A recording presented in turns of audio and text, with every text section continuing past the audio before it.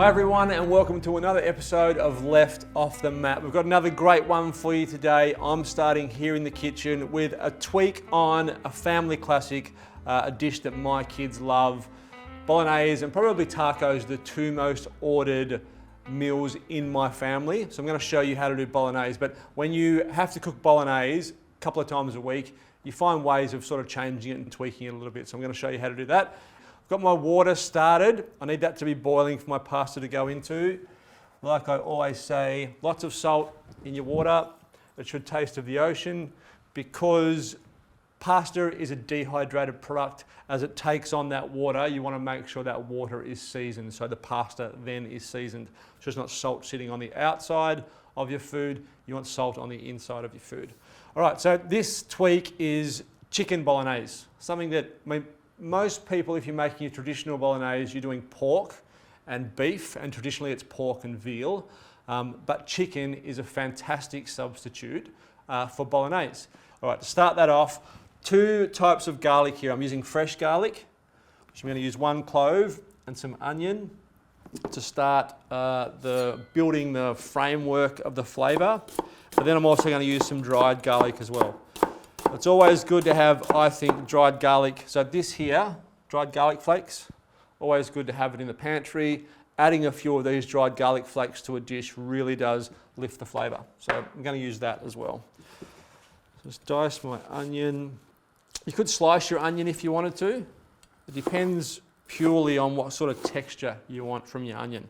Whether you want the onion to become part of the sauce, so kind of melt into the sauce, or whether you wanted to add texture to the sauce. If you wanted to add texture to the sauce, you could slice it, but I want this to sort of melt into the sauce. So I'm just going to saute that in, you guessed it, garlic oil. So lots of garlic in this dish. If it's cooked well and you're using different types of garlic, so I'm not loading this up with like 4 cloves of fresh garlic. I'm using 1 clove of fresh garlic, some garlic oil, and then some dried garlic. So there's actually different garlic flavours throughout the dish. So it's not just going to be one big punch of garlic that you get, it's going to be quite delicate. So oil in, our garlic oil, about a tablespoon of that. Heat on.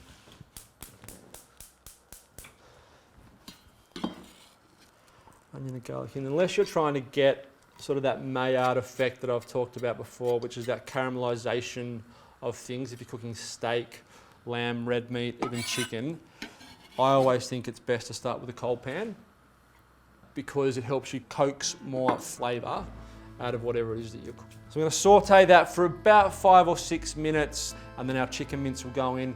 I'm going to cook that pretty intensely until I do get that Maillard effect, the Maillard reaction. So I want to brown my chicken. I want it to be a dark brown before I add in my wine to deglaze and my sauces. So we'll come back once our onion and our garlic's ready.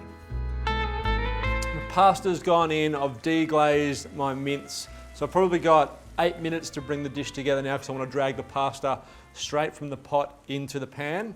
I'm using Pucara's garlic, chili, and Roma tomato sauce.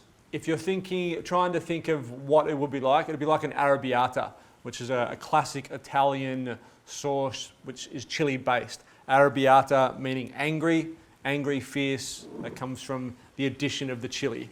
So pop in that sauce. And I'm just going to allow that to simmer.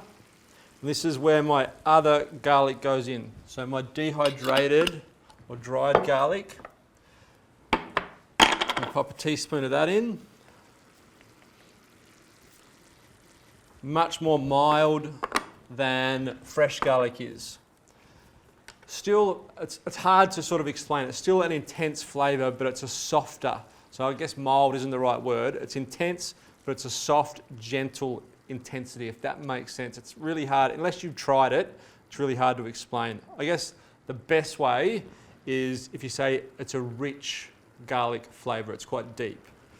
All right, so just need to simmer that for probably 5 minutes, or the remaining time that we've got for our pasta to cook. All right, let that simmer away and prepare my fresh herbs. So fresh herbs to go with this. You need to think of herbs that are going to go well with chicken. So I've got tarragon and oregano. Sage, you could put sage in there. Thyme would be nice. And if you can get your hands on fresh herbs for this dish, I suggest you go with fresh. Again, a little bit more delicate, a little bit lighter in the flavour, which goes well with that chicken base that we're using. Just needs to be a rough chop. And that can go in now. All right, so like I said, I want to drag this pasta straight from the pasta water, so I can drag some of that pasta water into our Bolognese sauce, just to help thicken and emulsify that sauce.